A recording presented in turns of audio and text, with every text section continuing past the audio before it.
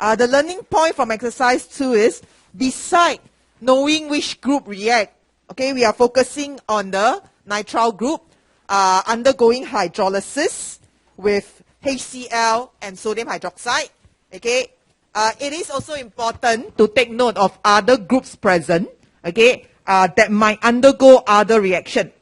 Later, you will learn in the last topic for organic chem that amine are basic. So amine will be neutralized by HCl, but of course not NaOH. Therefore, if you look at the product for the first one, you form a salt instead. Okay, according a salt for the amine instead of just NH2. So for now, just remember amines are basic. Okay, so they will be neutralized. Okay, in an acidic medium. Okay, so we will continue with nucleophilic addition, some of the properties of nucleophilic addition. Okay, so if you look at nucleophilic addition, okay, right at the start, if you look at, let's say, a carbonyl compound, okay, let's say an aldehyde or a ketone. Okay, if you look at a ketone, for example, okay, if you look at the ketone, okay, if you look at this carbon here, okay, it is trigonal planar with respect to this carbon, okay, with the carbonyl carbon, okay. So when you look at nucleophilic addition, as the nucleophile approach this carbonyl carbon, okay, this is a trigonal planar shape, means it's planar, it's flat. So the nucleophile can comes in from the top or the bottom.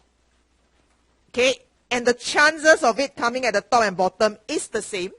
Okay, which means that if it comes out, if it attack from the top, you get one isomers. Okay, you get if you attack from the bottom, you get the other one. Very familiar. Okay, like some of the other mechanism that you have learned. Okay, so with a situation like this, because you form 50% of each of the isomers or the enantiomers, you get a racemic mixture. Clear? Okay, so very similar to SN1. In SN1, the carbocation is also trigonal planar. Okay, so when the nucleophile or when the carbocation react, similar things happen. Okay, similar observation.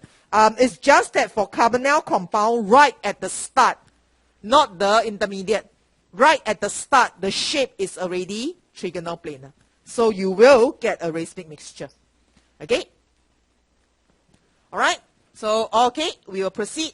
Okay, so this is the stereochemistry for your nucleophilic addition reaction.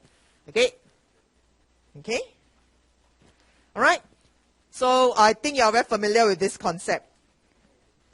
Okay, we want to look at some factors affecting nucleophilic addition reaction. Okay?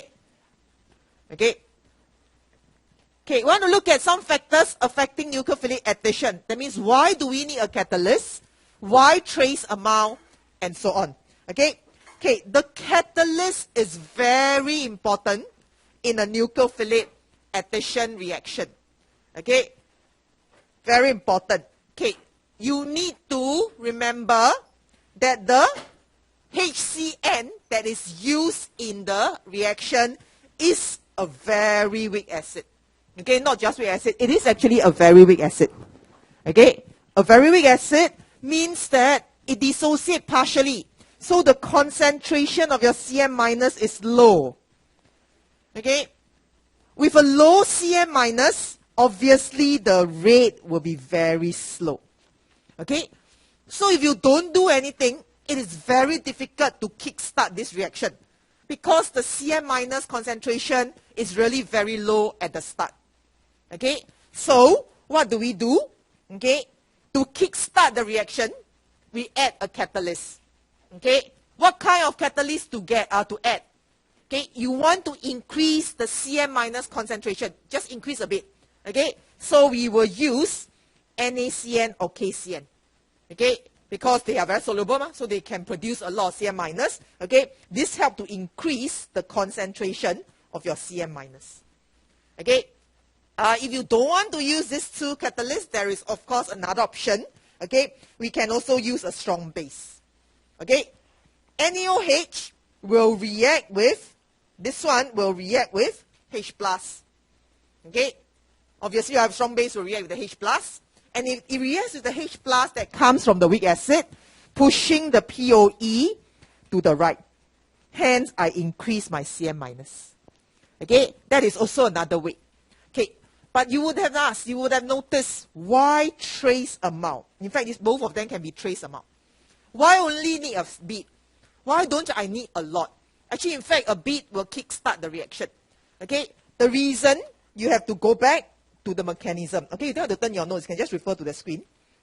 Okay, if you remember last lecture, when we do our mechanism for this particular reaction, you realize that right at the end of step 2, the Cm minus is regenerated.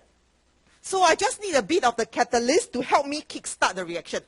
Just let a few molecules react, okay, or sufficient molecules to react. Okay, so I add in Cm minus right at the start to increase its concentration. That will be good enough. Because once I can kickstart the reaction, in my step 2, my Cm minus is regenerated. So this regenerated Cm minus will continue to react with other molecule. Okay, so I don't need a lot of the catalyst. Okay, so that is the main reason, because of the regeneration of this. Okay, which come from the HCN in the second step, when you need to extract the H plus. All right, so you will see the condition required for the catalyst. Okay, we put trace amount. Okay, but of course it's not essential. Sometimes you just put in the catalyst, but they may ask. All right, and that is the reason. Okay, so that is why we choose to use this catalyst. First reason, okay, the first thing to take note, okay, HCN is a very weak acid. So right at the start, if you don't use any catalyst, Cm minus concentration is low. So I need to increase that. But I don't need to use a lot of catalysts because it is anyway regenerated in the reaction. All right, that's the first thing. Okay, so that's the catalyst that we are talking about. Okay, how about the pH? How does the pH affect the rate of the reaction? Okay, you should have guessed when we talk about the catalyst for NaOH. Okay, in an acidic solution, okay, in an acidic solution, all right, in an acidic solution, it means H plus very high. Okay, H plus is very high, means that the position of this equilibrium is more towards the left. So your concentration of Cm minus is very low. Your rate will be very slow. Okay. So the actual phrasing you have learned in acid base. Okay. The ionization is suppressed by the high concentration of H plus. Okay. Then you will guess, okay, alkaline solution, the opposite is true. Alkaline solution, H plus will react with OH minus.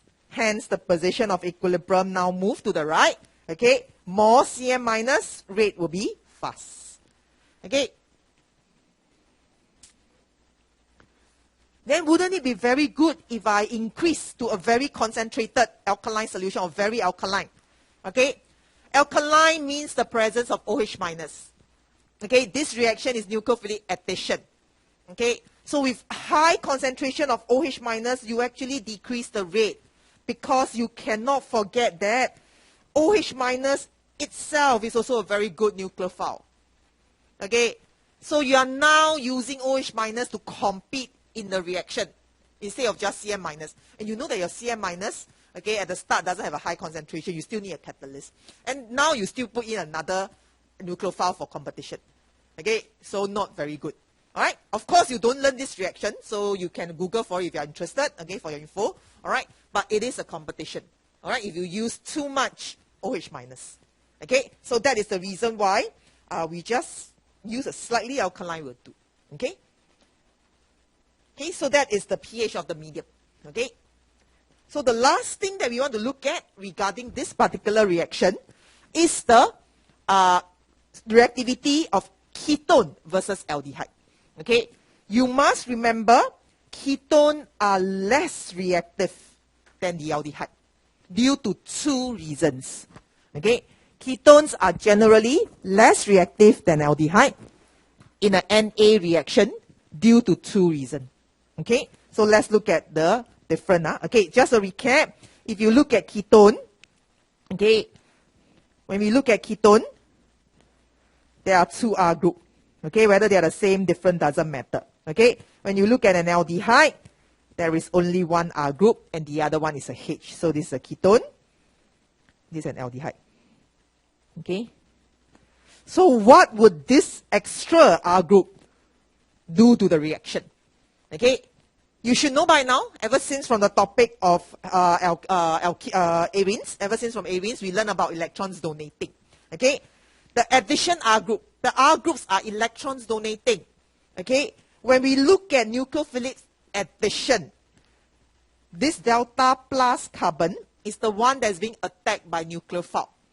By having an additional electron donating group, you are actually reducing the magnitude of this delta plus.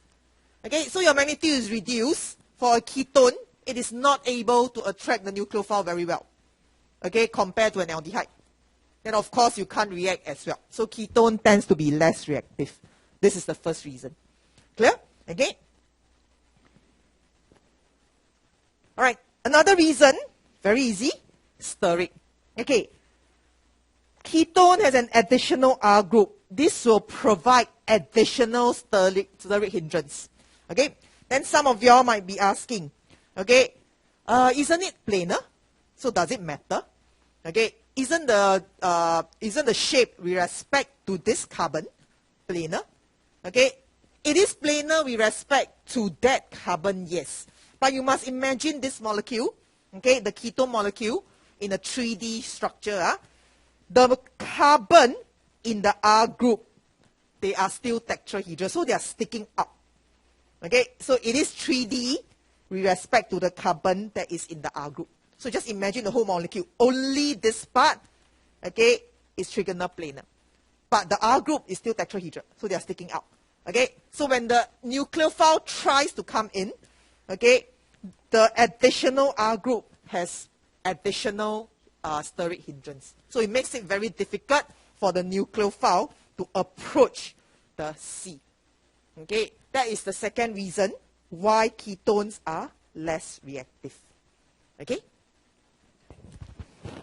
Alright, with that, we conclude the nucleophilic addition, which is actually the last of your mechanism in your syllabus. Okay, so the rest of the lecture, we're going to look at other reaction involving ketones and aldehyde. Okay? Clear? Alright, so just take a look. Okay, just make sure you understand this particular reaction. Okay, not that difficult. Okay.